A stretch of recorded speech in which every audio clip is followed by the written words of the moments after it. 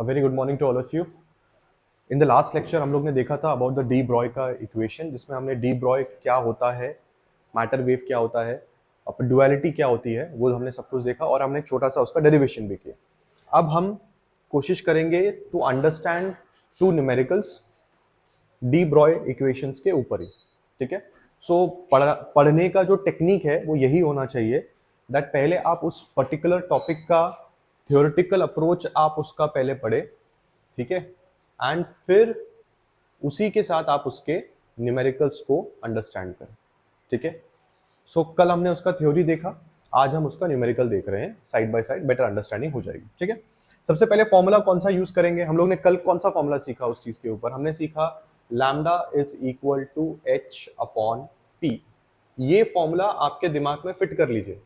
Paper में किधर भी आपको डी ब्रॉय दिखा, ये वाली चीज आपने लिखकर ही आनी है, भले वो न्यूमेरिकल हो, भले वो थ्योरेटिकल चीज हो, कुछ भी हो. इसके अलावा डी ब्रॉय की दुनिया में कुछ है ही नहीं. लैम्डा आप जानते हैं, लैम्डा का मतलब है डी ब्रॉय की वेव लेंथ. ठीक है. h Planck's constant, p momentum,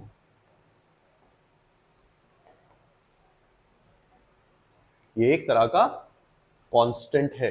ठीक है. सो अब इस न्यूमेरिकल को अंडरस्टैंड करने के लिए हम लोगों को इस फॉर्मूले की जरूरत है. ठीक है. एंड सॉल्व करते हैं, सिंपली चेक करते हैं कि क्या इसमें हो जाएगा. ठीक है. सबसे पहले let's read the question very very clearly कि क्वेश्चन क्या बोलने की कोशिश कर रहा है. क्वेश्चन बोल रहा है कि कैलकुलेट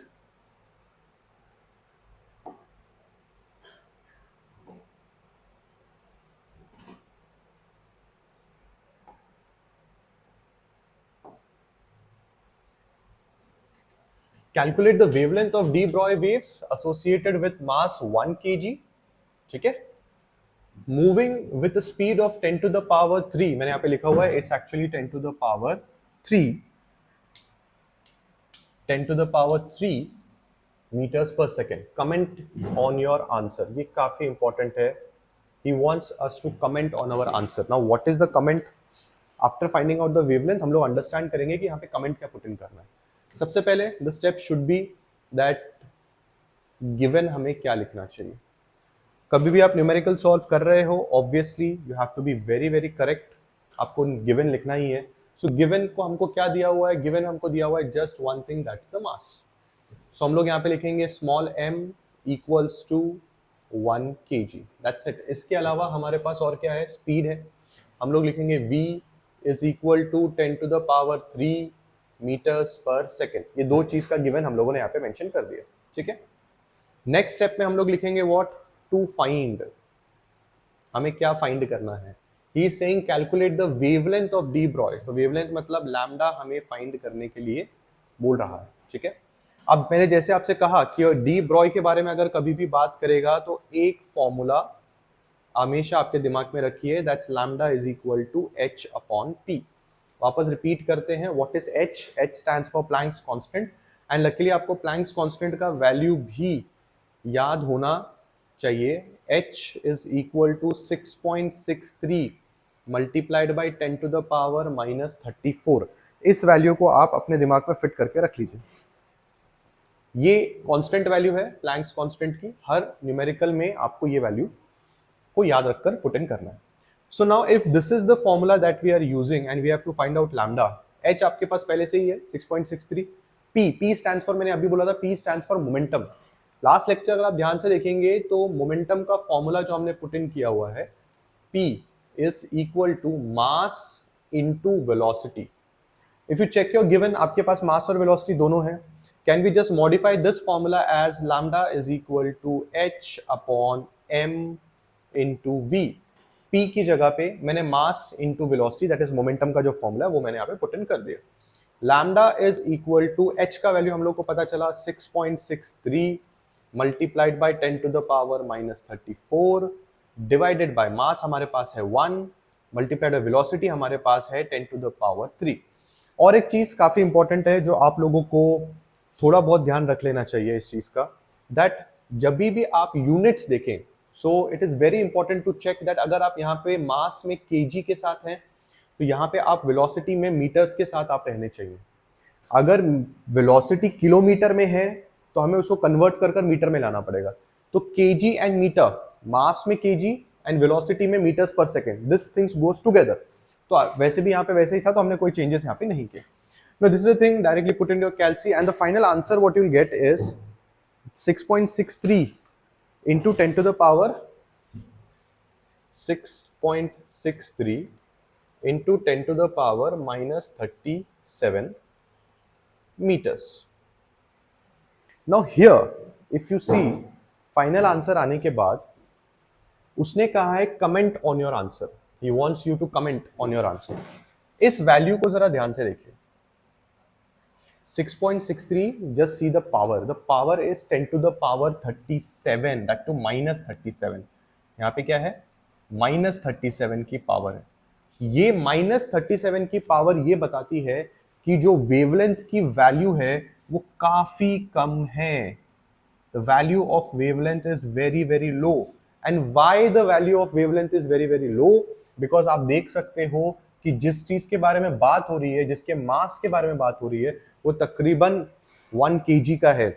ऑलवेज रिमेंबर, जितना मास बढ़ेगा उतना उस पर्टिकुलर पार्टिकल का वेवलेंथ की वैल्यू घटेगा। मतलब अगर कोई चीज के पास मास है और वो किसी वेलोसिटी से भाग रहा है तो जितना ज्यादा मास होगा उतना कम उसकी वेवलेंथ का वैल्यू आएगा।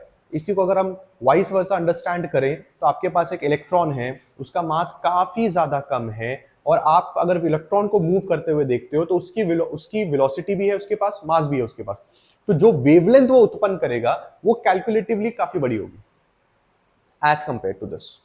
ठीक है, so I hope you understood this numerical and remember this formula. Let's go to one more numerical to understand this thing. अब यहां पे हम लोग बात कर रहे हैं about the thing that is one more numerical. ठीक है, अब पहले के न्यूमेरिकल में काफी सिंप्लिसिटी थी तो उसमें हमको ज्यादा दिमाग नहीं लगाना पड़ा बिकॉज डायरेक्ट फॉर्मूला था। इस न्यूमेरिकल में थोड़ा बहुत हम लोग को 2 बार 3 बार इसको सॉल्व करना पड़ेगा। Let's read the numerical first. Numerical बोल रहा है कि a bullet of mass 40 grams and an electron both travel with a velocity of 1100 meters per second. What wavelength can be associated with them? Why wave nature of bullet is not revealed through diffraction effect? ठीक है, अभी थोड़ी देर पहले मैंने आपको एक जानकारी दी कि अगर किसी चीज का मास ज्यादा होगा तो उसका वेव नेचर यानी कि वेवलेंथ की वैल्यू काफी कम होगी। उल्टा अगर मास कम होगा तो उसका वेव नेचर की वैल्यू ज्यादा होगी, यानी कि उसका वेवलेंथ का वैल्यू ज्यादा होगा। अब क्लियरली वो बात कर रहा है why the nature of bullet is not revealed in diffraction effect. Diffraction में हम वेवलेंथ की बात करते हैं, तो क्यों नहीं रिवील कर पा रहा बुलेट? इसलिए रिवील कर पा रहा है क्योंकि उसका मास काफी कंपैरेटिवली काफी ज्यादा है। ठीक है, सो हमने सेकंड का आंसर तो ऐसे ही दे दिया अभी कभी, क्योंकि हमने फर्स्ट क्वेश्चन में उसको पढ़ा था ना। Again let's start writing the given first. अगर मैं यहाँ पे गिवन लिखूं तो सबसे पहले मेरे को लिखना पड़ेगा मास, और मैं यहाँ पे लिखूंगा B is for bullet, and यहाँ पे मैंने लिखा 40 ग्राम्स। ठीक है, now here the point that has to be noted it is that कि हम लोगों को अभी ग्राम्स में सॉल्व नहीं करना है, हम लोग को सॉल्व करना है किसमें? किलोग्राम्स में। तो अभी हम इसको कन्वर्ट करेंगे। ठीक है, सबसे पहले हम लोग इसको कन्वर्ट करने से पहले और एक गिवन हम यहाँ पे लिख देते हैं, that is mass of electron. So everybody should know what is the mass of electron. It is 9.1 into 10 to the power -31 kg। आप यहीं पे नोटिस कर लीजिए, mass of the bullet is in grams, mass of the electron is in KG. ये generalised value है, आपको याद करनी पड़ेगी। सो ये चीज ग्राम में और ये चीज केजी में नहीं चलेगी। मैंने पहले आपको समझाया मास का स्टैंडर्ड यूनिट केजी है, अगर आपको ग्राम दिया हुआ है कन्वर्ट इट इनटू केजी, उसी में हमारा क्वेश्चन ठीक ठाक हो जाएगा। How do you convert grams to KG? It will be 40 multiplied by 10 to the power -3 kg। आप ग्राम्स को केजी में कन्वर्ट करने के लिए डिवाइड बाय 1000 करते हो या फिर multiply by 10 to the power -3 करते हो। Done. Let's see what is the more given thing. Both travel with the same velocity. तो मैं velocity of bullet equals to velocity of electron equal to 1100 metres पर second. अब यहां पे मुझे कुछ कन्वर्ट करने की जरूरत नहीं है। प्रीवियस न्यूमेरिकल में मैंने कहा आपसे मास केजी में होना चाहिए, वेलोसिटीज मीटर्स पर सेकेंड में होनी चाहिए। It's getting matched. What he wants from us, he wants what wavelengths can be associated with them. वो चाहता है कि हम बताएं कि भाई यहाँ पे वेवलेंथ के बारे में हमारा डिस्कशन क्या हो सकता है। ठीक है, सो वेवलेंथ रिलेटेड डिस्कशन के हमारे पास फॉर्मूला क्या है, lambda is equal to what, h upon p। थोड़ी देर पहले हमने डिस्कस किया कि हम p को लिख सकते हैं mass and velocity, p stands for momentum, right. तो अब यही क्वेश्चन हम कितनी बार सॉल्व करेंगे, 2 बार सॉल्व करेंगे। सबसे पहले हम निकालेंगे lambda of bullet. Planck's constant की वैल्यू अभी थोड़ी देर पहले मैंने आपको बताई थी, 6.63 multiplied by 10 to the power -34 whole divided by, हम बुलेट का वेवलेंथ निकाल रहे हैं तो उसका मास हम पुट करेंगे 40 multiplied by 10 to the power -3 multiplied by velocity, it is 1100। Lambda of the bullet comes out to be 1.5 into 10 to the power -35. Again the answer is in meters. Done.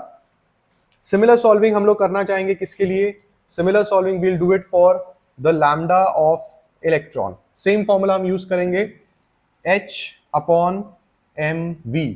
h की value same है 6.63 multiplied by 10 to the power -34 whole divided by mass of electron, again आपको याद करके रखना है 9.1 into 10 to the power -31 multiplied by velocity, दोनों की same है। Put it in the calci, the final answer comes out to be 6.62 into 10 to the power -7 metres. ये आपका आंसर आया किसके लिए, इलेक्ट्रॉन्स के लिए। ठीक है, अब आप कंपैरेटिवली पावर चेक करके देखिए। आप बुलेट की पावर चेक करेंगे, प्रीवियस क्वेश्चन में भी मास अराउंड 1 kg था, यहाँ पे मास अराउंड 40 ग्राम के करीब है। वहां पे भी पावर तकरीबन काफी ज्यादा आया था 10⁻35, यहाँ पे पावर आ रहा है 10⁻7। मैंने वापस रिपीट करता हूँ, जितना मास कम उतना वेव नेचर की वैल्यू ज्यादा दिखाई देगी। व्हाट इज ज्यादा, this negative power will be towards 0, और अगर ये नेगेटिव पावर बढ़ती जा रही है इसका मतलब उसका वेवलेंथ का वैल्यू काफी कम आते जा रहा है। ठीक है, यहाँ पे एक और चीज हम करेंगे थोड़ा अपना नॉलेज दिखाने के लिए, दैट जब भी आप किसी इलेक्ट्रॉन या फोटोन रिलेटेड चीजों की वेवलेंथ के बारे में बात करते हैं तो उसका जो फाइनल आंसर होगा, let's put it in a standard unit जो वेवलेंथ के लिए काफी यूज होता है, मीटर भी यूज होता है, but another very good standard unit is angstrom. तो एंगस्ट्रॉम जो होता है उसकी जो पावर होती है वो 10 टू द पावर -10 की होती है। आप यहाँ पे चेक कर सकते हैं, अपनी जो स्टैंडर्ड पावर आपको यहाँ पे जो आंसर के साथ आई है वो आ रही है 10 to the power -7।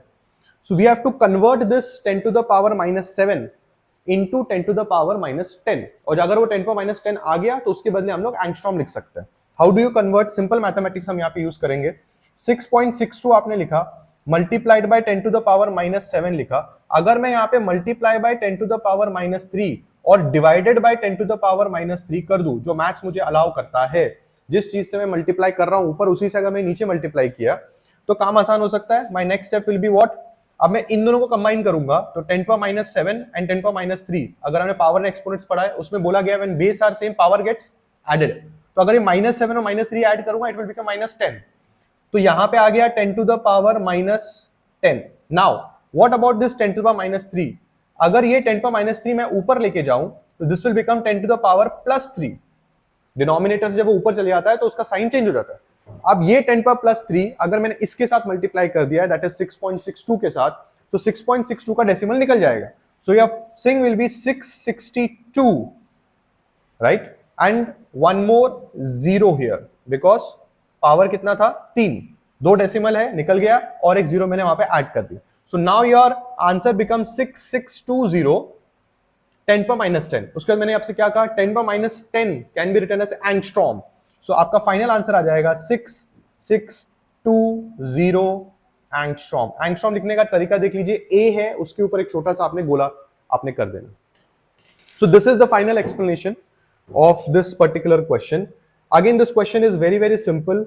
The thing what you have to remember is जब भी आप न्यूमेरिकल सॉल्व कर रहे हो please maintain your basics. Basics में यह आता है कि आपको अपना गिवन प्रॉपरली लिखना है, उसके बाद आप लोगों ने फॉर्मुलेज लिखने हैं, ये फॉर्मूला जिस तरह से मैंने लास्ट टाइम लिखा वही मैंने वापस लिखा है, टू फाइंड आपको लिखना है, उसके बाद आपका सोल्यूशन आपने स्टार्ट करना है, फाइनल आंसर आएगा। अब इसमें हमें why the wave nature of the bullet is not revealed through diffraction effect, मैंने इसको एक्सप्लेन किया, क्योंकि वेवलेंथ जो